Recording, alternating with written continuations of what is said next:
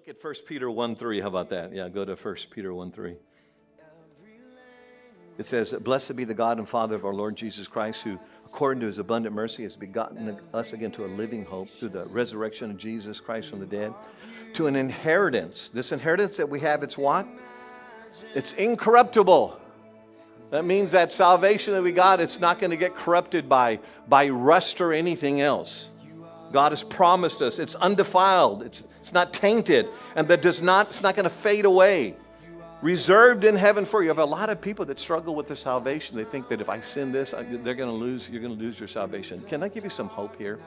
If you could lose your salvation, you would. You would. So let me tell you this. The only reason you're saved is God is holding you, my friend. And if your heart's toward Him, if you could lose your salvation, then what you're saying is you're saved by works. And I've learned this a long time ago, my friend. God says that He has me, and if God has me, the mistake I made for decades was this.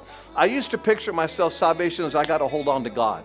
And I could see myself losing grip. And then finally, something I read or heard, it changed my view of holding on to God. I realized that God has me in the palm of His, and therefore, if God has me, He ain't letting go. And when that freed me up. I'm going to screw up, I'm going to mess up, but it's not me holding on to God. It's God holding on me. He's not letting me go. And my friend, that truth doesn't cause me to be lazy and do nothing. That truth causes me to want to serve God more. Anybody that would love me like that is not going to let me go at my worst times. I want to know and serve that God. And some of you don't have a big enough God. Your God's only big enough if you're living a holy lifestyle. You're still caught up in the Old Testament legalism. You better get a hold of this thing called grace, because when you do, my friend, it sets you free.